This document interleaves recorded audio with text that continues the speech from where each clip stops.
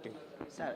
ಒಂದು ವಿಚಾರ ಏನಂದ್ರೆ, ನೀವು ಒಂದ್ ಕಡೆ ಮೀನ್ಸ್ ಬಿಜೆಪಿಯಿಂದಲೇ ನೀವು ಒಂದ್ ಕಡೆ ಹೋರಾಟ ನಡೆಸಿದ್ರೆ, ರಾಜ್ಯಾಧ್ಯಕ್ಷರ ನೇತೃತ್ವದಲ್ಲಿ ಒಂದು ಹೋರಾಟ ನಡೀತಿದೆ. ಇಬ್ರು ಒಗ್ಗಟ್ಟಾಗಿ ಹೋರಾಟ ಮಾಡಿದ್ರೆ ವಕ್ಫ್ ಹೋರಾಟಕ್ಕೆ ಒಂದು ಶಕ್ತಿ ತುಂಬಂತಾಗತ್ತೆ. ಇವಾಗ ಅವರು 2ನೇ ಹಂತದಲ್ಲಿ ಹೋರಾಟ ಶುರು ಮಾಡ್ತಾರೆ, ಅದಕ್ಕೇನು ಹೇಳ್ತೀರಿ ಸರ್? ಮಾಡಲಿಲ್ಲರಿ, ಅದಕ್ಕೇನು ಹೋರಾಟ ಮಾಡಲಿಕ್ಕೇನೆ ಯಾರು ಪರ್ಮಿಷನ್ ಬೇಕಾಗಿಲ್ಲ. ನಾವು ಹೋರಾಟ ಮಾಡ್ತಾ ಇದ್ದೀವಿ. ನಾವು ಮೊದಲು ವಾಲ್ಮೀಕಿ ಹೋರಾಟ ಮಾಡ್ತೀನಿ ಅಂದೀವಿ, ಆದರೆ ಅನುಮತಿ ಕೊಡಲಿಲ್ಲ. ಈ ವಕಫದ್ದು ಹೋರಾಟ ನಾವು ಪ್ರಾರಂಭ ಮಾಡಿದ್ದೀವಿ. ಮಾಡಬೇಡತ್ತೆ ನಮಗೇನು ಹೈಕಮಾಂಡ್ ಹೇಳಿಲ್ಲ, ಈಗಲೂ ಹೇಳಿಲ್ಲ, ಇವತ್ತಿನವರೆಗೂ ಈ ಸಮಯದವರೆಗೂ ಹೇಳಿಲ್ಲ. ಅಂದರೆ ನಾವು ಮಾಡ್ತಿರುವಂಥ ಕೆಲಸ ಒಳ್ಳೆಯದಿದೆ ಅಂತೇಳಿ ಹೇಳಿಲ್ಲ.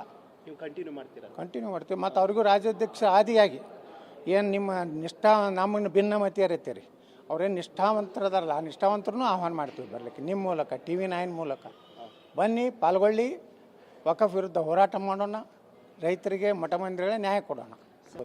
ಸರ್, ಒಂದು ವಿಚಾರ ಏನಂದ್ರೆ, ನೀವು ಒಂದ್ ಕಡೆ ಮೀನ್ಸ್ ಬಿಜೆಪಿಯಿಂದಲೇ ನೀವು ಒಂದ್ ಕಡೆ ಹೋರಾಟ ನಡೆಸಿದ್ರೆ, ರಾಜ್ಯಾಧ್ಯಕ್ಷರ ನೇತೃತ್ವದಲ್ಲಿ ಒಂದು ಹೋರಾಟ ನಡೀತಿದೆ.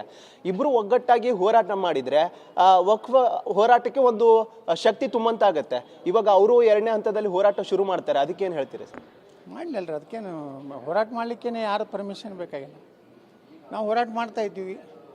ನಾವು ಮೊದಲು ವಾಲ್ಮೀಕಿ ಹೋರಾಟ ಮಾಡ್ತೀನಿ ಅಂದೀವಿ, ಆದರೆ ಅನುಮತಿ ಕೊಡಲಿಲ್ಲ. ಈ ವಕಫದ್ದು ಹೋರಾಟ ನಾವು ಪ್ರಾರಂಭ ಮಾಡಿದ್ದೀವಿ. ಮಾಡಬೇಡತ್ತೆ ನಮಗೇನು ಹೈಕಮಾಂಡ್ ಹೇಳಿಲ್ಲ, ಈಗಲೂ ಹೇಳಿಲ್ಲ, ಇವತ್ತಿನವರೆಗೂ ಈ ಸಮಯದವರೆಗೂ ಹೇಳಿಲ್ಲ. ಅಂದರೆ ನಾವು ಮಾಡ್ತಿರುವಂಥ ಕೆಲಸ ಒಳ್ಳೆಯದಿದೆ ಅಂತೇಳಿ ಹೇಳಿಲ್ಲ.